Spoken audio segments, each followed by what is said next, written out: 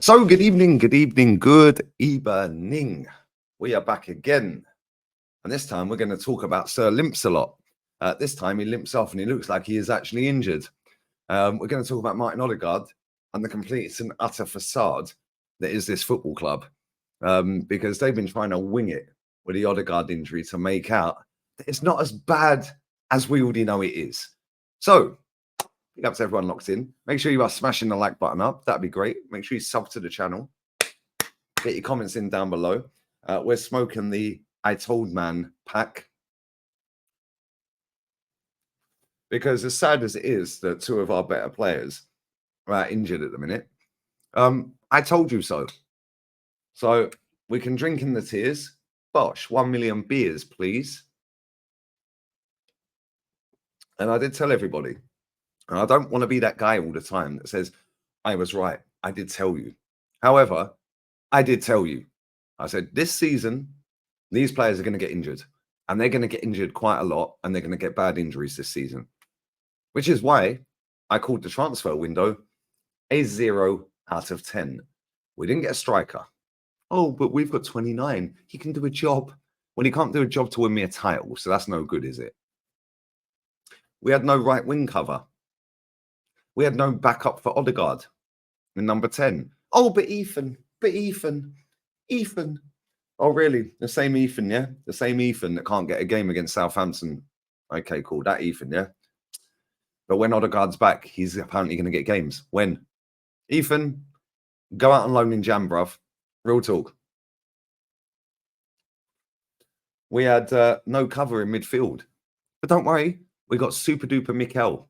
Oh, not Arteta. We have him as well. However, we have super duper Mikel Merino from Super Duper Sociedad in a Farmers League that nobody apparently watches.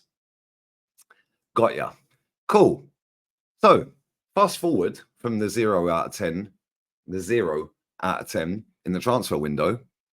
We're now sat here with Saka limping off, holding his hamstring.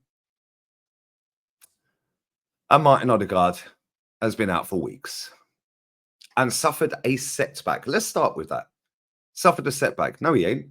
These journalists are chatting rubbish like they do every day. Why? Because they're on the payroll, directly or indirectly, with this football club. Directly or indirectly.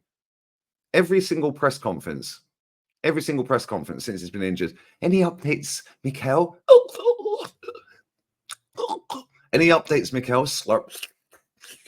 Yeah, any updates, Mikel?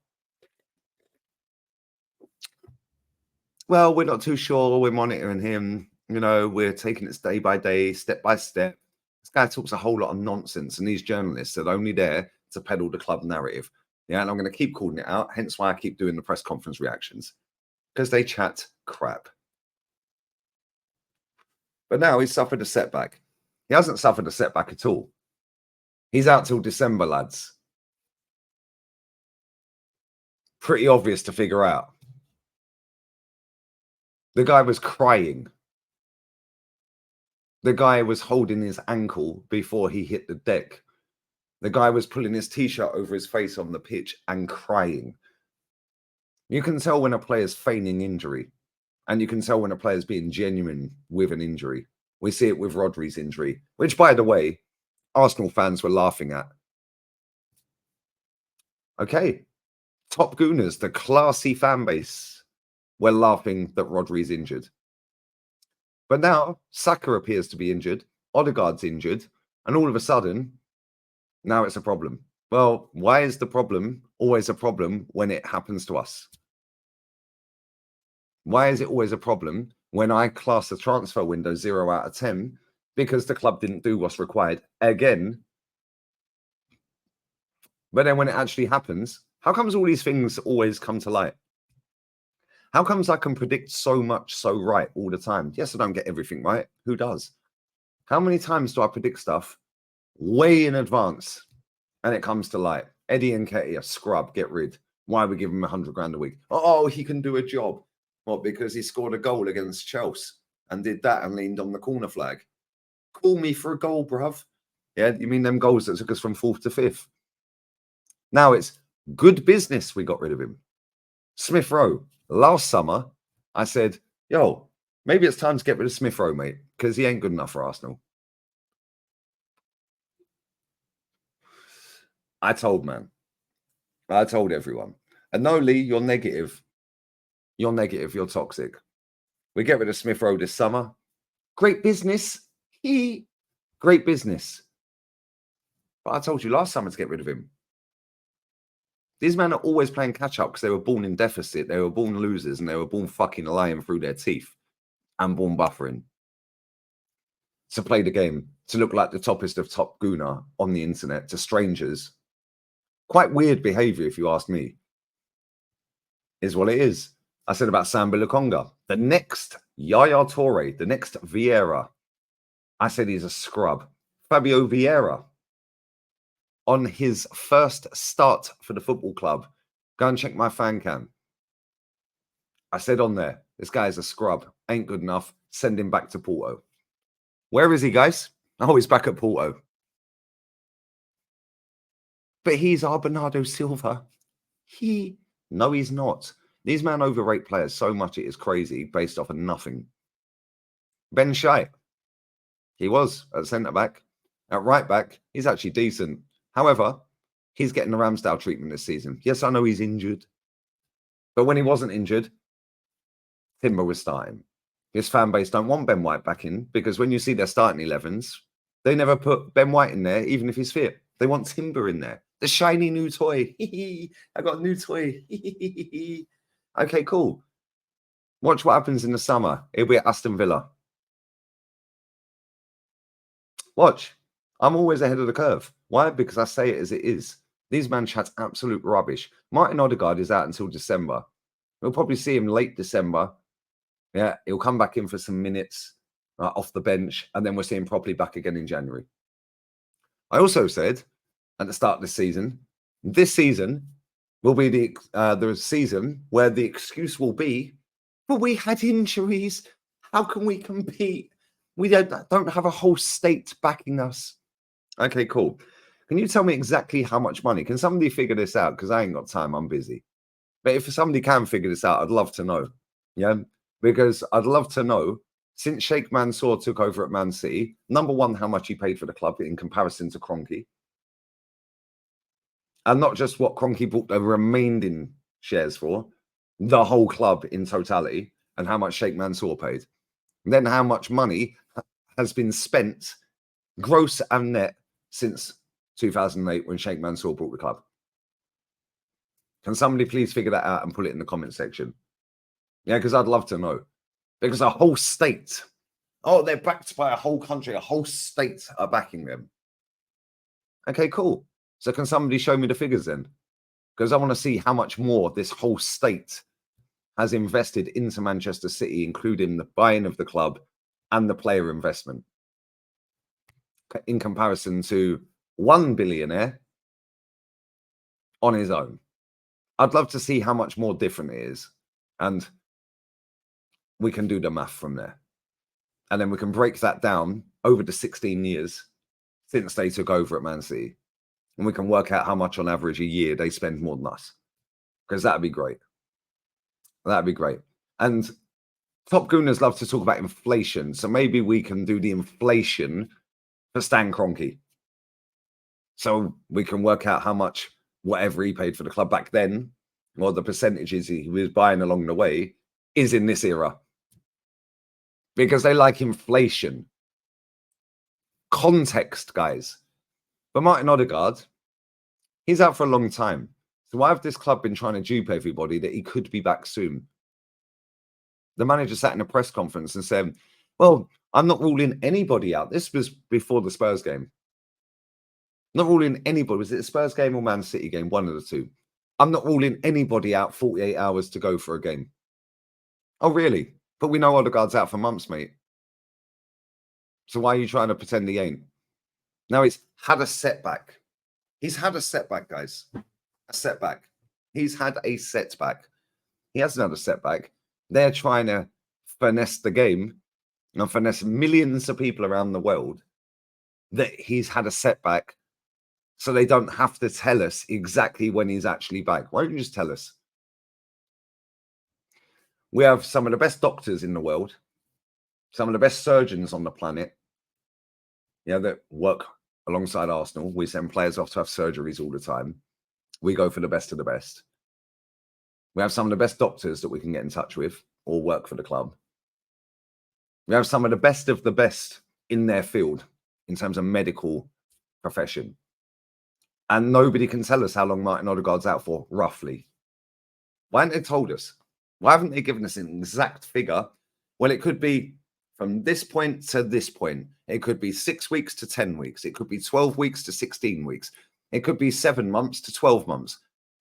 Give us an exact guesstimate. Because these people are experts in their field. This club is a Ponzi scheme. And it's a liar. They're lying. And they lie all the time because they try to gaslight everybody. They try to make out that, oh, he's had a setback. No, he hasn't. He was always going to be out this long. So now let's drop the setback story. As for Bukayo Saka. Bukayo Saka. This guy got a knock in the first half on his ankle. And he tried to walk it off, limp it off, whatever you want to say. I posted a tweet saying Saka stinker and limped off with the skull emoji. Oh, you're hating on your own haters. How's that hating? It's factual information. He had a stinker and he limped off. Factual information, no matter how many times these idiots tell us is negative and toxic, is still factual information. He had a stinker, he was playing crap, and then he limped off.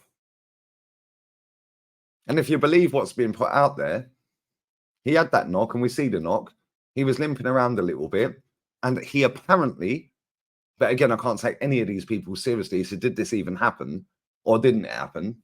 Who knows? Apparently, he said, I want to carry on playing in the second half. And then he felt a strain in his hamstring. No, he pulled his hamstring, mate. He's done a hamstring. Whether it's a slight pull of the hamstring, a mid pull of the hamstring, an excessive pull of the hamstring. I don't think it's an excessive one, to be fair. And I don't think it's actually that bad of an injury. However, if Arsenal got any backbone, they call him straight back. Are they calling him back? I don't know. Is he coming back? Or is he staying with the camp? Is he staying with the camp? Let's stay with the camp for vibes. People can sit there and cry about all these international breaks, and I get the ump with them. However, two of our better players have been injured in international breaks, Martin Odegaard and Bukayo Saka, and they are two of our better players. Whether I rate them as highly as the next man or not is irrelevant. They are two of our better players. Martin Odegaard plays for Norway. Norway slapped up whoever they played, Slovenia, Slovakia, whoever it was. They slapped them 3-0. It was the best performance they've had for years without Martin Odegaard. But I understand why he wants to play for his country. Because if he qualifies top of the group in the Nations League, then he goes straight into a Euros playoff. And I think a World Cup playoff as well, by the way. So for him, that's majorly important. For the average fan around the world like you and I don't care whether Norway qualify or not. I'm not the fucking Norwegian, mate. I couldn't care less whether they qualify. But for him, as the captain of Norway, and Norwegians still don't know why he's captain, by the way. Is what it is. But for him, it is massively important for him to represent his nation and qualify top of that Nations League group because it gets him into qualification knockout stages for two of the next major tournaments, the Euros and the World Cup. So we can all cry about these international games. He wants to be a captain and represent his nation in a Euros, in a World Cup. So for him, it's not meaningless. For us, we don't give a shit. We're not Norwegian. But for him, as a professional footballer, the fouled wonder kid, by the way, it is massively important for him. So we can cry there's too many games this and too many games that. Cool. How about ask our clubs to buy more quality players so we can rotate some of these players instead of playing him every week? How about go and get another number 10, of equal or better standard that we can rotate him and the next player with? So then we don't have to rely on him to play 60 games a season for club and country. But they won't do that, innit? Because we're not backed by a whole state. What a load of bollocks. This football club has done 800 million quid. And look at the state of our squad. As for Bukayo Saka, Again, another one. Man missed a penalty in the Euro final. He then lost another Euro final. He wants to prove a point for his country. Fair play to him. I rate that. Clip that. Somebody put that on your dead Twitter accounts. Lee Gunner rates Bukayo Saka wanting to play for his country. Because whether I rate England or not, and I don't, they're shit. The whole country's shit, to be fair. And the national team. Hence why I live in Spain. And they're not. They're elite. Current Euro champions. However, for Bukayo Saka, he wants to be the guy. I rate that. I rate that.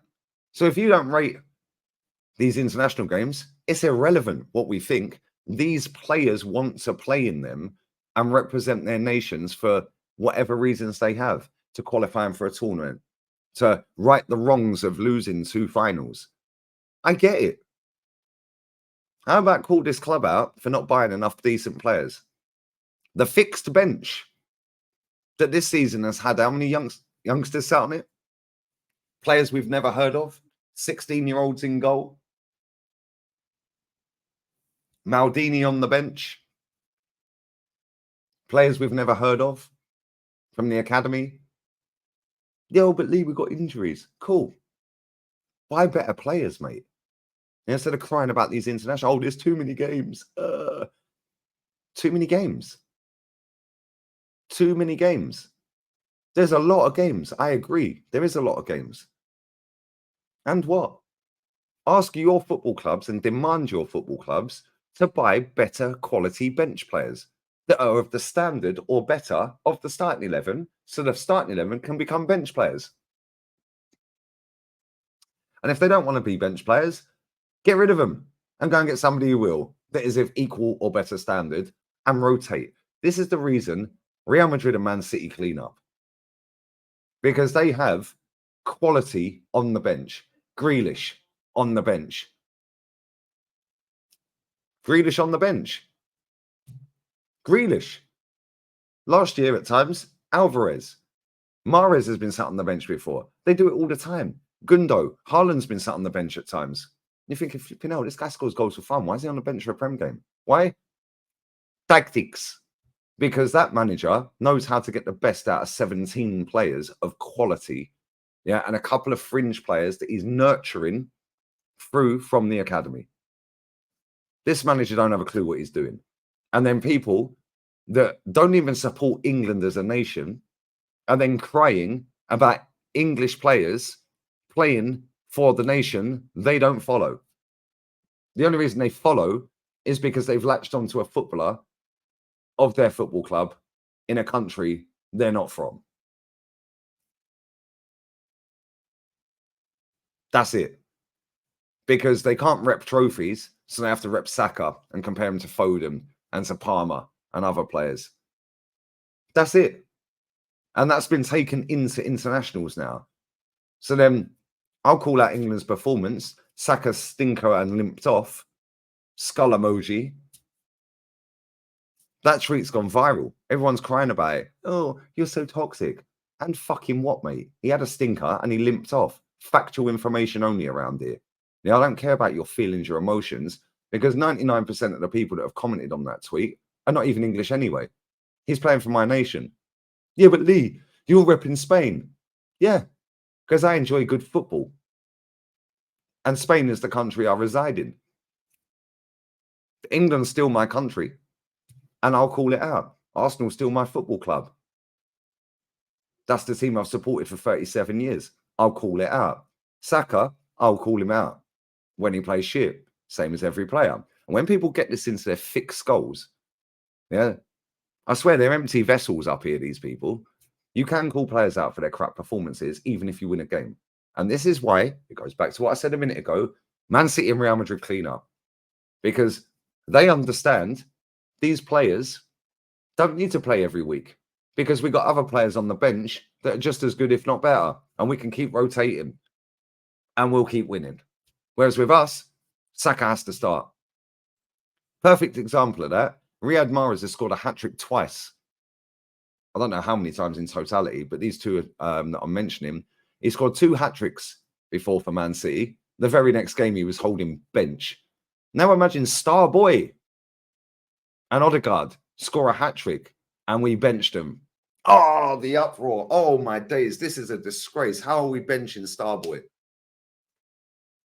We've not brought a single right winger apart from Marquinhos since this manager's been here. And Marquinhos is playing in Brazil, the country we brought him from when he was free.